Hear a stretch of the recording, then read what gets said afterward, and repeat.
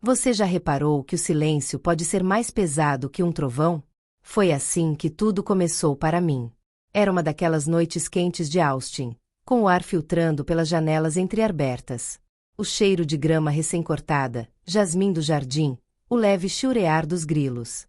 Sentei-me no sofá, o abajur lançando uma luz dourada sobre o piso de madeira, as tábuas que eu havia pregado com minhas próprias mãos.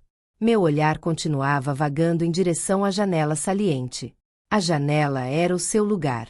O chá da mamãe fumegava em sua xícara, a luz do sol refletia em seus cabelos.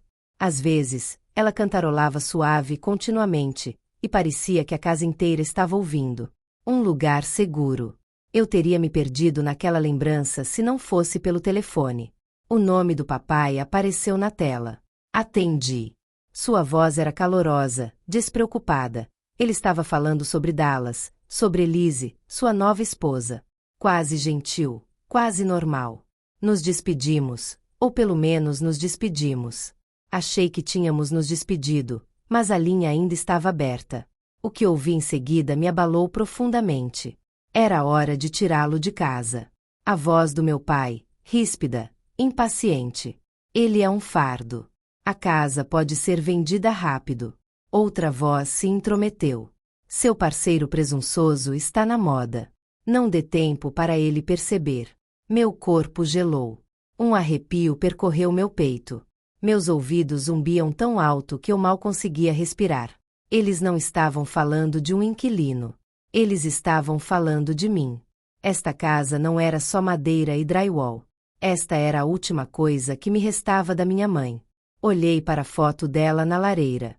Seu sorriso era como uma tábua de salvação e uma faca ao mesmo tempo. Minha garganta queimava. Eu queria gritar ao telefone, perguntar como ela conseguia fazer aquilo, afinal. Mas outra parte de mim permaneceu em silêncio, ouvindo, aprendendo, e com esse silêncio veio uma lembrança. 2015, minha mãe e eu, usando botas de trabalho velhas, nossos cabelos cobertos de poeira, sentadas em baldes virados no que ainda era apenas o esqueleto de uma casa, comendo macarrão direto de copos de papel. Ele disse: "Está em seu nome. Não deixe ninguém tirar isso de você." Sua voz era firme, como se ele já soubesse que eu teria que lutar por ela um dia. A papelada estava em ordem. A casa era minha. E ainda assim, eu pensava em todas as vezes que eu tinha doado partes de mim. Quando o negócio do meu pai faliu, gastei minhas economias para ajudá-lo. Quando o carro dele quebrou, eu dei a ele o pouco que me restava para consertá-lo. Eu abria minhas portas quando ele e Elise não tinham para onde ir. A cada vez, ele me dizia que eu estava sendo um bom filho.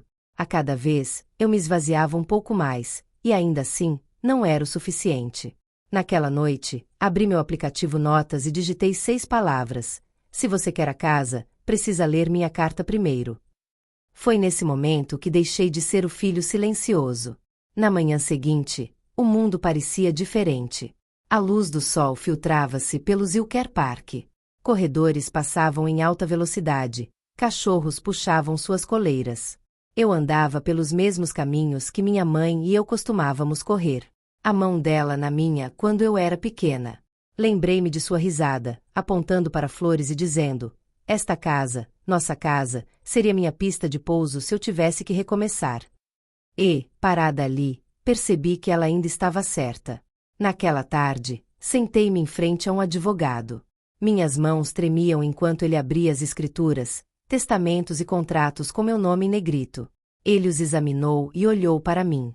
"É seu", disse ele. "Dono da alma, seu pai não tem status." Essas palavras encheram meus pulmões como ar depois que me afoguei. Mas clareza não é o mesmo que paz. Eu ainda tinha que escolher. Deveria lutar? Teria desistido? Teria permitido que ele rasgasse pedaços de mim repetidamente até que não restasse nada? Não. Naquela noite, escrevi uma regra. Uma regra. A regra do silêncio. Sem discussões aos berros. Sem súplicas. Sem guerras sem fim. Apenas cadeados de papel. Degraus tão limpos que não deixavam espaço para discussões. Comecei a me mudar, trocar as fechaduras, alugar um depósito, abrir uma nova conta e ligar para um corretor de imóveis que me explicou as várias proteções. Cada ação era um obstáculo. E a cada uma delas, eu quase conseguia sentir a mão da minha mãe nas minhas costas, me ajudando a manter o equilíbrio. Os dias se passaram e então chegou o momento. Meu pai chegou em casa assobiando de Dallas, com as chaves tilintando como se nada tivesse acontecido. Ele colocou a chave na fechadura. Ela não girava. Observei pela janela enquanto a confusão se aprofundava e depois se transformava em raiva. Seu sorriso desapareceu. Um único envelope o esperava na porta. Dentro estava minha carta, escrita à mão, com as palavras que ele jamais esperaria, que a casa era minha, que os papéis eram irrepreensíveis. Aquele silêncio tinha sido minha arma o tempo todo. Fiquei parada na janela saliente, com a luz do sol se derramando sobre as bancadas de granito que minha mãe havia escolhido. Luz do sol capturada na pedra, ela costumava dizer. Pela primeira vez em anos, a casa não parecia mal assombrada. Parecia segura novamente. Seus gritos ecoaram, agudos e desesperados, contra o vidro. Mas eu não vacilei, porque aquela não era a casa dela.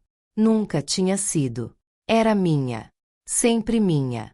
E no silêncio que se seguiu, eu ouvi a voz da minha mãe, suave, firme, como se ela nunca tivesse ido embora. Não tenha vergonha de dizer não. Então eu disse não. E desta vez eu falei sério.